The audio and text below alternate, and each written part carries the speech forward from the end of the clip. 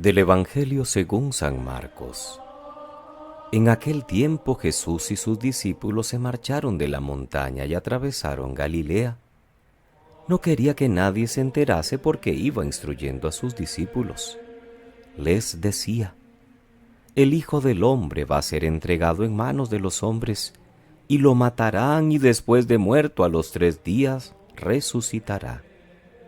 Pero no entendían aquello y les daba miedo preguntarle.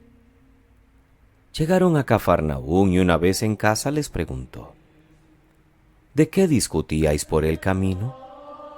Ellos no contestaron, pues por el camino habían discutido quién era el más importante.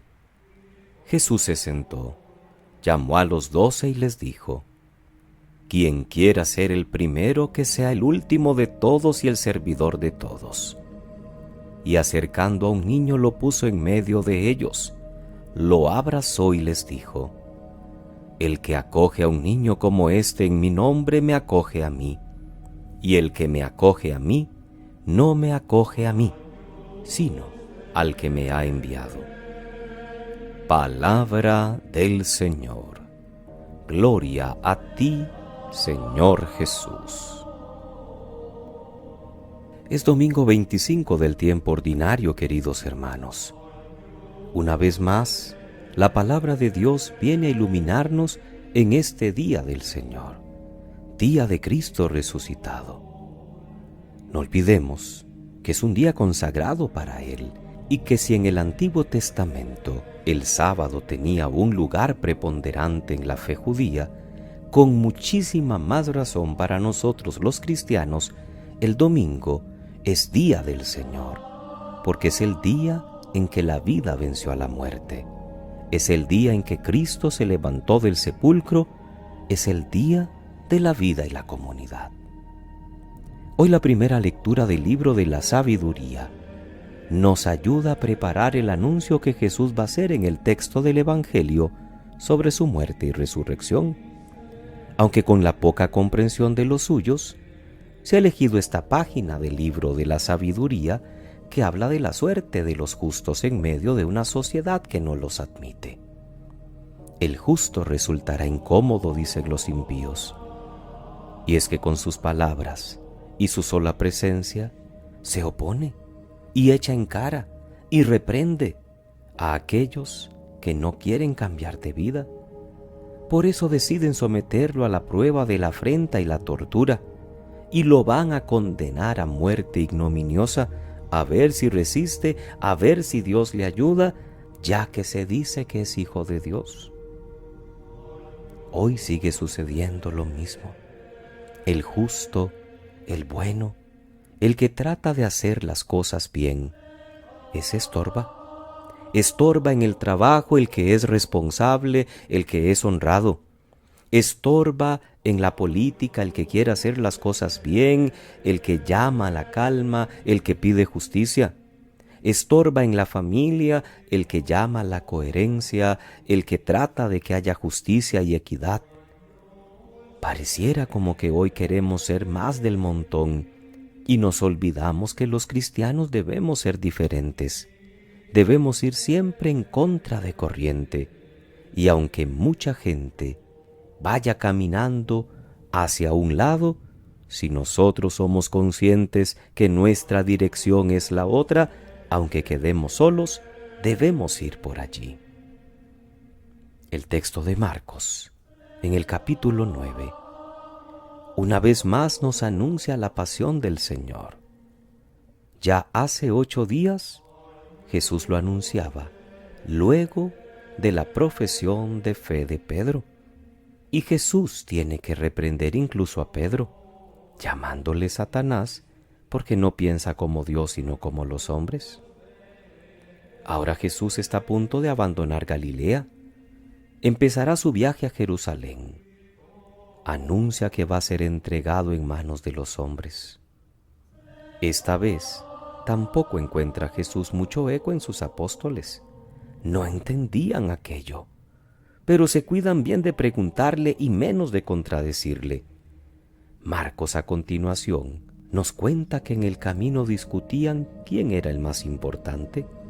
precisamente lo contrario de lo que proponía Jesús.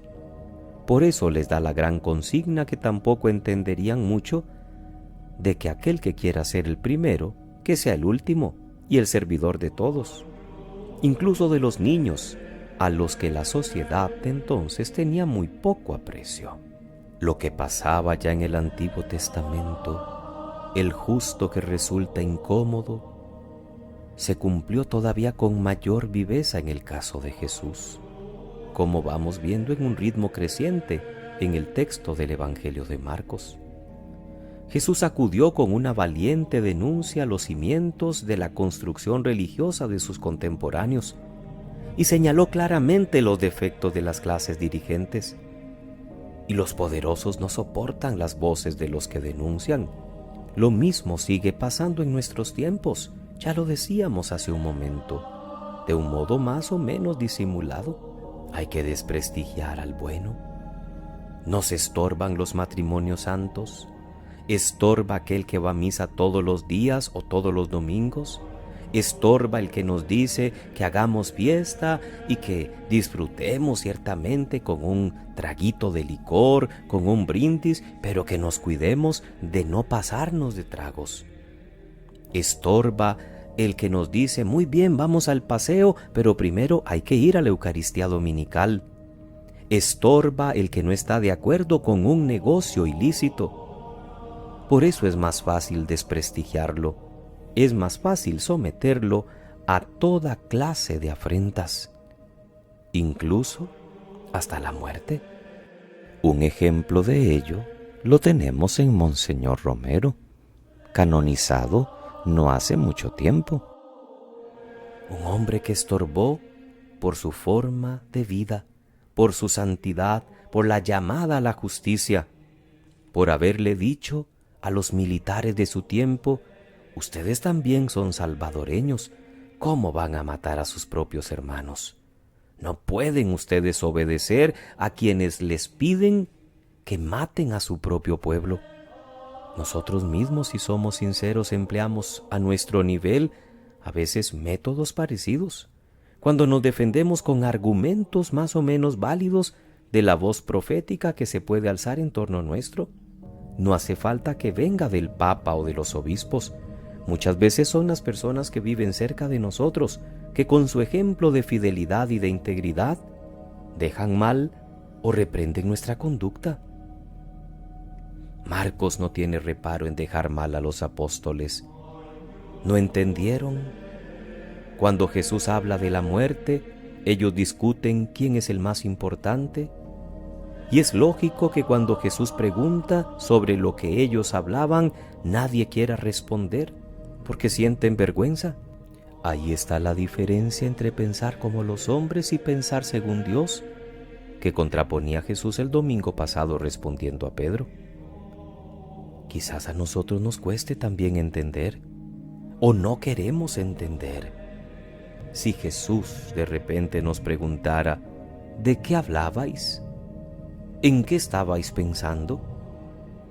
Tal vez sentiríamos también vergüenza de confesar cuáles son nuestras ambiciones y deseos, porque nos gustan los primeros lugares, no los últimos, porque buscamos nuestros propios intereses, y eso no pasa solo en el mundo de la política, lamentablemente también en la iglesia y en el ámbito familiar. Lo que deseamos espontáneamente es triunfar y que los demás nos aplaudan y nos admiren. Nos encanta salir en la foto con los famosos. Pero ¿a quién le gusta servir a todos? Ser el último. Si nos llaman a una jornada, si nos llaman a un retiro, que nos den un papel importante. A mí, que no me manden a limpiar el baño, ni me manden a lavar trastos, o simplemente a entregar papeles. No, yo soy don fulano o doña fulana y merezco que me lo reconozcan. Así estamos en los grupos de iglesia, buscando coordinaciones. Así andamos, buscando que nos den las mejores parroquias, porque seguimos, incluso en el clero, creyendo que hay parroquias de primera categoría, o de segunda, o de última. Cuidado, hermanos, estamos llamados a servir. Y la lección que Jesús quiere darnos abrazando a un niño es una lección de humildad, una lección de servicio hacia los más humildes. Atendamos a todos, famosos o no famosos, importantes o no, pero a todos con amor. Que pasen muy feliz domingo, queridos hermanos. Les saluda y bendice el presbítero Sixto Eduardo Varela Santamaría.